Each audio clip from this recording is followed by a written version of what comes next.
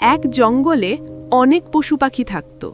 প্রতিদিনই সেখানে ঝগড়াঝাঁটি, চিৎকার আর অস্থিরতা লেগেই থাকত। ছোট্ট কারণে সবাই রেগে যেত। জঙ্গলের মাঝখানে ছিল এক বিশাল বটগাছ। ঝড় আসুক, বৃষ্টি নামুক, সে সবসময় স্থির আর শান্ত থাকত। একদিন খরগোশ, হরিণ আর বাদুড় গিয়ে বটগাছকে জিজ্ঞেস করল, তুমি এত শান্ত কেন? আমরা তো সবসময় রেগে যাই।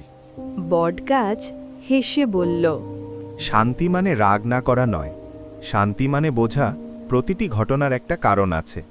ঝড় যেমন আসে আর থেমে যায়, তেমনি ছোট ঝগড়াও মিটে যায়। তাই অশান্ত হবার দরকার নেই। পশু পাখিরা তখন বুঝল শান্ত মানুষই আসল শক্তিশালী। এরপর থেকে জঙ্গলে মিলেমিশে থাকা শুরু হলো। ঝগড়া কমে গেল আর জঙ্গলে ভরে উঠল হাসি আর আনন্দে। জঙ্গলের জ্ঞানী বটগাছ আমাদের এই শিক্ষা দিল, শান্ত মানুষই আসল শক্তিশালী। যে রাগ নিয়ন্ত্রণ করতে পারে, ধৈর্য ধরে থাকতে পারে, সেই সত্যিকারের শক্তিশালী। আরও বলল, ঝড় বা ঝগড়া চিরদিন থাকে না। জীবনের সমস্যাও যেমন আসে তেমনি কেটে যায়। তাই অস্থির বা রাগী হলে লাভ নেই। প্রতিটি ঘটনার কারণ আছে। বোঝাপড়া আর চিন্তাশক্তি থাকলে আমরা সমস্যাকে সহজভাবে সামলাতে পারি। শান্তি সুখ আনে। যখন সবাই মিলেমিশে থাকে তখন চারপাশ আনন্দে ভরে ওঠে।